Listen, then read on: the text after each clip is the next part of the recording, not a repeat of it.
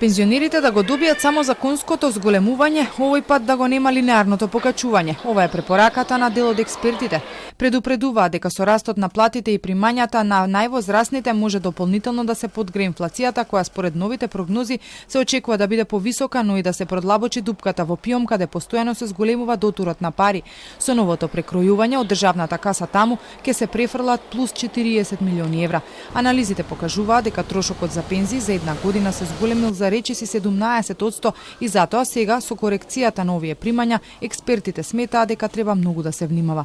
Да, растот на пензиите кој што отстапува од законското решение, ние во повеќе наврати реагиравме дека сето вкупно такво отстапување има два ризици. Првиот ризик е по вкупната фискална консолидација, односно тоа значи дека буџетскиот дефицит нема да се намалува со темпо со кој што се очекува, нема брзо да стигнеме до оние посакувани 3% од бруто домашен производ, а вториот ризик е ризикот од стабилноста и самоодржливоста на пензискиот систем и дефицитот кој што потенцијално ќе се креира во пензискиот систем, кој што пак се надополнува преку вкупниот буџет. Проектираниот распак на даночните приходи е амбициозен, а од друга страна нема надолна корекција на дефицитот, односно на минусот во касата.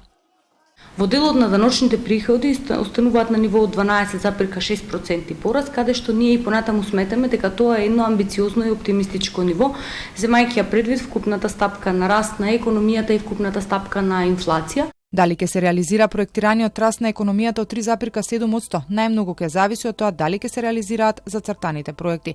Прогнозите пак на Институтот Finance Think е дека тој ќе изнесува 3,5%.